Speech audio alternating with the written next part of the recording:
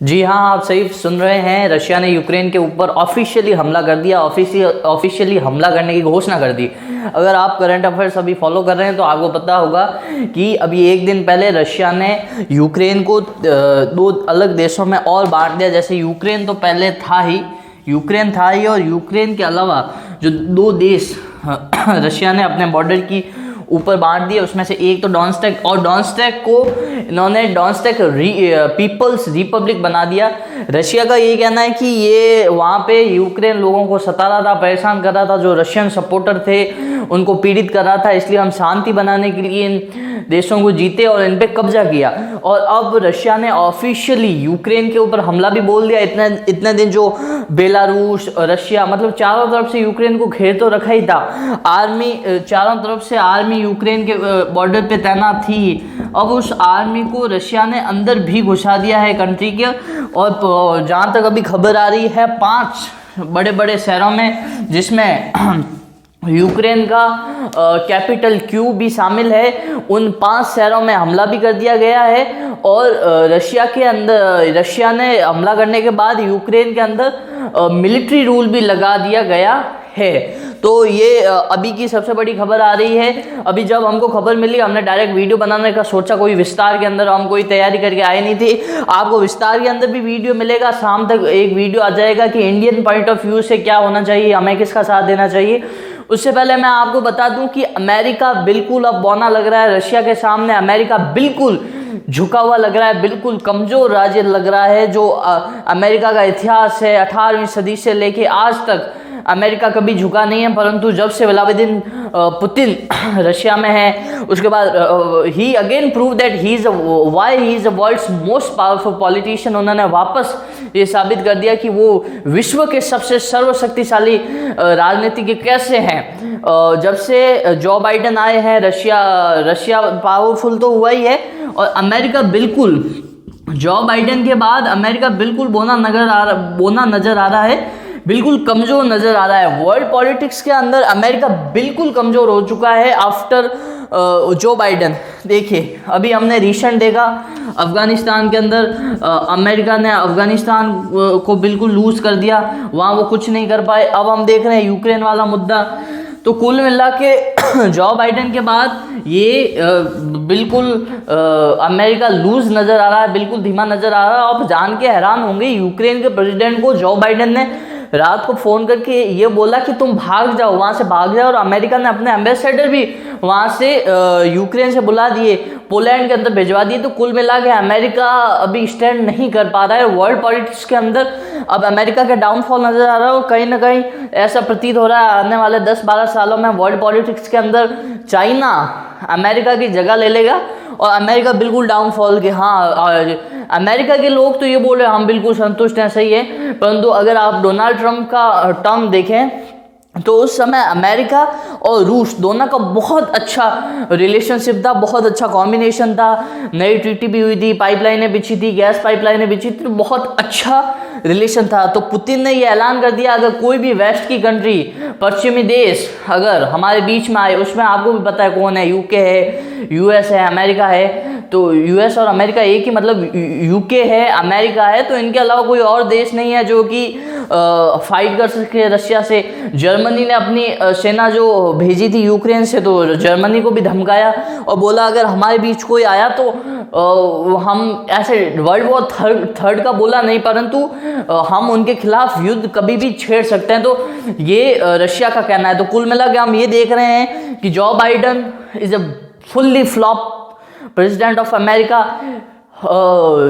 Donald Trump is 100 times better than Joe Biden. भले ही उनके बयान बचकाने होते थे, वो कुछ ऐसे ही बातें कर देते थे, बयान दे देते थे, पर ही इज अगर आप हम देखें अगर डोनाल्ड ट्रंप का, तो उनकी एक चीज़ हमने देखी थी, he is against China but not against Russia. वो रशिया के अगेंस्ट नहीं थे, परंतु जब से आपको भी पता है, जब भी डेमोक्रेट की सरकार आती है यूएस के अंदर, तो रशिया के खिलाफ थोड़े मामला बिगड़ता है, पर इतना बिगड़ेगा ये नहीं पता। और मैं आपको बता दूं, अमेरिका कुछ नहीं करने वाला। और ये जिस चीज़ की वजह से ये युद्ध छिड़ा था, अब देखो यूक्रेन के 3 हिस्से कर दिए, यूक्रेन अब कमज़ोर हो चुका है। परंतु ज़्यादा जो वर्ल्ड पॉलिटिक्स के बारे में ज़्यादा जानते थे उनका तो ये कहना था कि रशिया अभी 3 हिस्से तो कर दिए यूक्रेन के। और आपको पता है 2014 के अंदर क्रीमिया भी बनाया था रशिया ने, तो वो कुल मिला के अभी 4 टुकड़े हैं यूक्रेन के। तो ज़्यादातर वर्ल्ड पॉलिटिशियन ये कह रहे थे जैसे क्रीमिया के साथ हुआ था वैसा ही अभी करेंगे, परंतु ये क्रीमिया जैसा नहीं करेंगे। लोग बोल रहे थे कि इन्होंने अभी 2 देश तो बना दिए, डोनेट्स्क और एक दूसरा देश, तो अब ये क्या करेंगे, धीरे धीरे सीरिया ने इनको मान भी लिया है कि हाँ हम रिकॉग्नाइज करते हैं ये ऐसे देश हैं। तो ये क्या करेंगे, 3-4 साल तक इन देश को पूरी दुनिया के सभी देश मान लेंगे, सीरिया मान लेगा, ईरान मान लेगा, वगैरह मान लेगा। फिर हम और इनके कैपिटल पे हमला करेंगे, किस पे, क्यू पे, और फिर हम और यूक्रेन का हिस्सा कब्जाएंगे। पर इस बार व्लादिमीर पुतिन ने ऐसा नहीं किया, उन्होंने ये 2 देश टुकड़े किए और अब सीधा कैपिटल पे हमला करेंगे पूरे यूक्रेन को। मैं बता रहा हूँ यूक्रेन आने वाले 1 साल में दुनिया के नक्शे से मिट जाएगा, ऐसी संभावना है। तो यूक्रेन पे बिल्कुल हमला करेंगे, बिल्कुल यूक्रेन को ख़त्म कर देंगे। और जो पहले जो 2 देश बनाए हैं उन्हीं की तरह यूक्रेन को भी बिल्कुल अलग कर देंगे। हाँ, रशिया डायरेक्टली यूक्रेन के ऊपर कब्जा नहीं करेगा, पर इनको एक इंडिपेंडेंट देश बना देगा।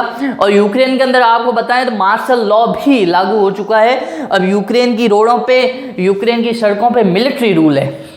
तो देखिए, जिसकी वजह से ये युद्ध हुआ था, नाटो की वजह से, नॉर्थ एटलांटिक ट्रीटी ऑर्गेनाइजेशन, तो जिसकी वजह से युद्ध हुआ था, नाटो का लीडर है अमेरिका, तो जिसकी वजह से युद्ध हुआ था वही आज यूक्रेन का साथ नहीं दे रहे। यूक्रेन नाटो के अंदर जा रहा था, रशिया ने बोला कि नहीं, मेरे पास वाला कोई भी देश नाटो के अंदर नहीं जाएगा, वेस्टर्न कंट्रीज का प्रभाव मेरे पास वाले देश में नहीं होना चाहिए।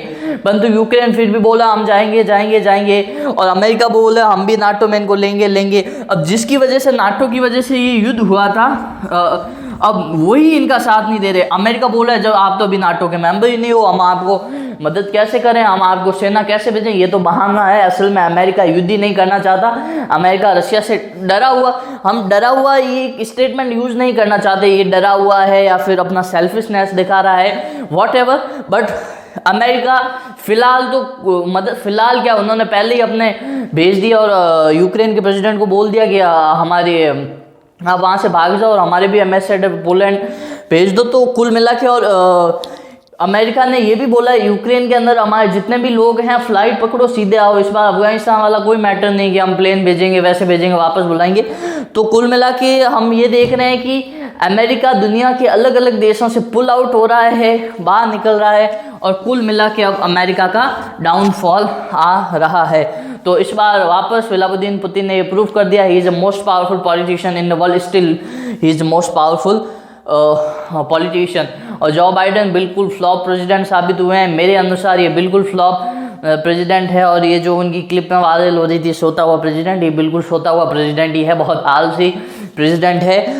Donald Trump is a way better than जो बाइडन। और अभी हमने विस्तार में वीडियो नहीं बनाया, ये जो हमने हमले की हमारे पास खबर आई थी, जब तक मेरे को लगता है जब तक मैं ये वीडियो शूट करूँगा, एडिट होगा, अपलोड होगा, जब तक शायद आपके पास ये खबर भी आ गई होगी, रशिया वर्सेस यूक्रेन हमला हो चुका है। इसके ऊपर डिटेल वीडियो आने वाला है विद इन अ 12 घंटे के अंदर डिटेल वीडियो आ रहा है। इंडिया के पॉइंट ऑफ व्यू से क्या होना चाहिए, इंडिया को रशिया का साथ देना चाहिए, यूएस का देना चाहिए, न्यूट्रल रहना चाहिए, रशिया ने सही किया, कौन जीतेगा कौन हारेगा का, इस युद्ध में आगे क्या होगा, तो पूरा विस्तार वीडियो आने वाला है विद इन अ 12 आवर्स।